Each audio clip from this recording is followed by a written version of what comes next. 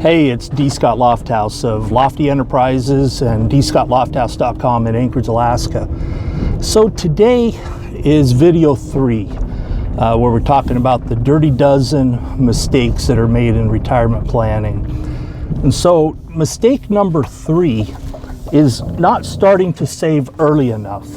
And so we talked about, mistakes 1 and 2. And I think that, all these 12 mistakes are extremely important when it comes to retirement planning. And mistake number 3 is very telling when you look at the numbers. And basically what they say is, you don't start saving when you're 20 because you're thinking retirement's 40 years away. I've got plenty of time. And then when you hit 30, you've got a mortgage, you've got kids, you don't have the money because you've got other things to spend it on. You're spending like crazy. You hit 40, now you've got kids that have braces, kids going to college. You've got parents that need to be taken care of. And then when you hit 50, all of a sudden you're wondering, where did all the time go? I'm supposed to be retiring in 15 years or less. In my case, it would have been a year and a half and I was going to be retired. And most of us, when we hit 50, we're really on that sunset time frame, and we're starting to wonder, am I going to be able to save enough for my retirement? And so it seems like life gets in the way. And if you don't have a plan, we talked about that, not having a plan. If you don't save enough, we talked about that, not saving enough. And if you don't start early enough, these 3 things are going to kill your retirement planning. Your ability to retire, your ability to save enough that you're going to be able to live comfortably in retirement. For one, you can't rely on government pensions. We've already seen governments that have gone bankrupt. We've seen pensions disappear, be taken away. Private pensions almost are non-existent anymore because companies just can't afford to pay people a wage the rest of their lives. They just can't do it. And I think that that's quickly the way the government is moving too. And, here in Anchorage, the Anchorage Police Department, around 2005, 2006, we were in the state retirement program, and they did away with a pension program. They went to a defined contribution program where the only thing you get when you retire is your 401k and your 457 deferred comp. And so there is no guarantee that you're going to have money when you retire. You cannot rely on Social Security. You cannot rely on pensions. You cannot rely on the market. So what do you do? Well, it's really a catch-22. How do you survive in retirement? Let me just talk about a few more numbers real quick.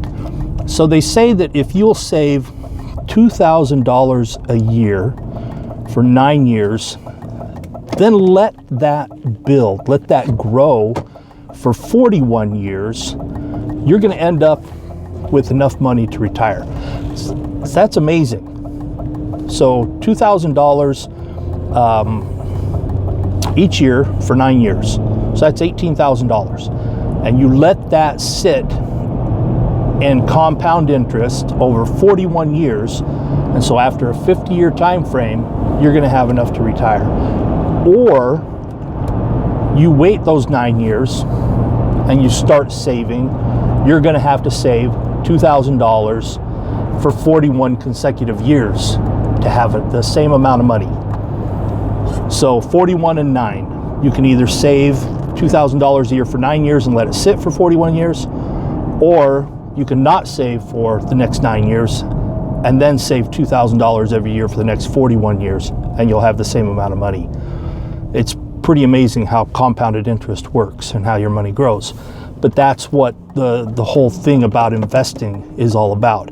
But again, you're relying on the market. You're relying on other people's actions to help your money grow without doing your own saving, your own producing, getting your own wage.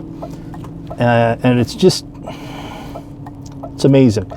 And just one other thing about numbers here. This article says that for every 6 years that you wait to start saving, the average, typically, it's not exactly, but about the amount of money that you need to save doubles every 6 years. And so that's why it's so important to start saving when you're young. But of course, when you're young is when you don't want to save, because you've got your whole life ahead of you and you're not thinking about retirement. And so again, I'm going to say that the solution is that you get involved in a business, be a business owner, become a small business owner, become an entrepreneur, and dictate your lifestyle yourself by the success that you have as a small business owner or entrepreneur. You're still relying on other people, but all you're relying on is sales. You're relying on people to buy your product or your service, and then you get the money, and then it's up to you on how you want to deal with the money, on what you want to do with it. But you need to have a plan. You need to start investing or start saving now, and you've got to save enough. Those three things are very obvious. So mistake number 3, not starting to save early enough. I appreciate you letting me come into your home via the internet.